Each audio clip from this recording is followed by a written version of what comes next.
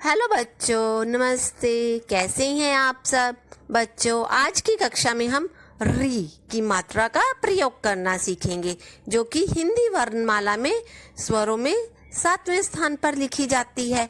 बच्चों, देखते हैं कि री की मात्रा का प्रयोग व्यंजन में कैसे किया जाता है, इस मात्रा की बनावट कैसी होती है, उच्चारण कैसे किया जाता है, किस स्थान पर री की मात्रा कैसे लिखी जाती है। तो चलिए बच्चों, शुरू करते हैं। सबसे पहले हमें बच्चों री की मात्रा के बारे में कुछ जरूरी बातें जान लेनी चाहिए।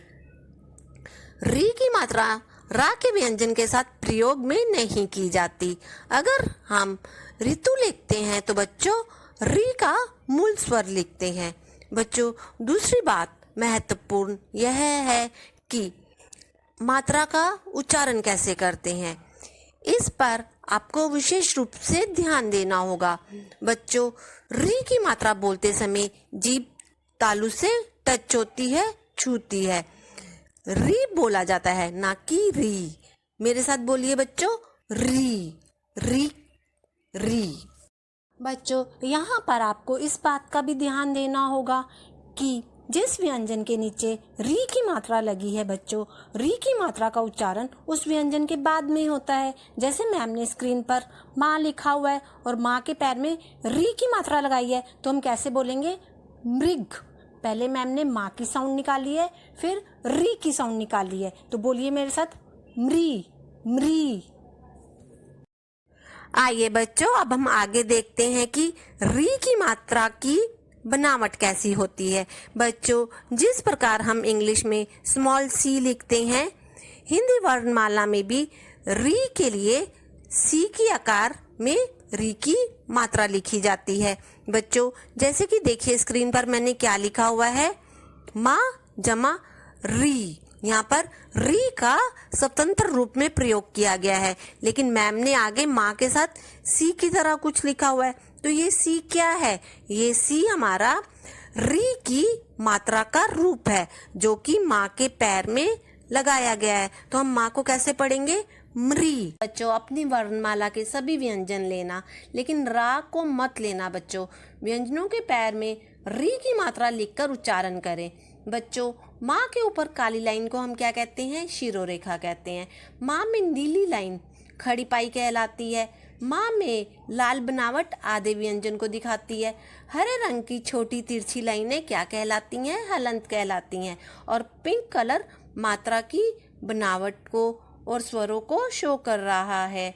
चलिए बच्चों, आगे चलते हैं। यहाँ पर यह विशेष ध्यान देना होगा कि शब्दों में हम स्वरों की मात्राएं लिखते हैं, लेकिन जब हम किसी शब्द का वर्ण विच्छेद करते हैं तो हम स्वरों के स्वतंत्र रूप का प्रयोग करते हैं, अर्थात स्वरों की बनावट में चेंज नहीं करते हैं, उनकी मात्राओं का प्रयोग नहीं करते हैं।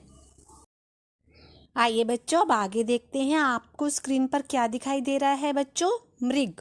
मृग में बच्चों हमने माँ के पैर में री की मात्रा लगाई है और गा व्यंजन में अस्वर पहले से ही छुपा हुआ है, तो हमें दिखाई नहीं देता है बच्चों। हम इसका उच्चारण कैसे करेंगे? मृ मृग। तो बच्चों आइए देखते हैं इसका वर्ण विच्छेद कैसे करेंगे।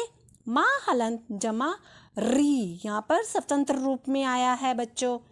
गा हलंत जमा अ, जो कि गा में छुपा हुआ होता है, जो हमें दिखाई नहीं देता।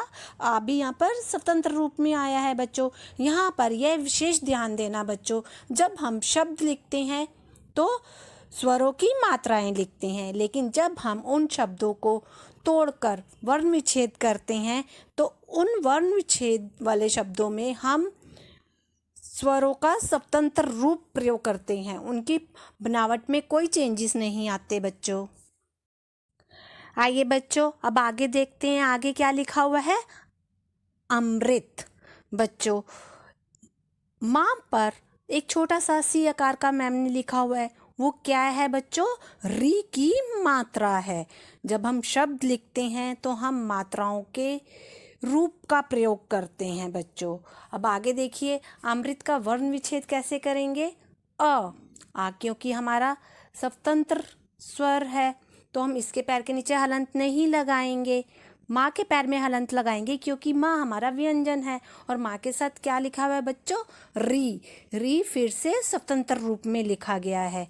ता हलंत जमा अ, तो हम इसका उच्चारण कैसे करेंगे? अमृत। और वर्ण विच्छेद करते हुए हम कैसे बोलेंगे? अ जमा माँ हलंत जमा री जमा ता हलंत जमा अ।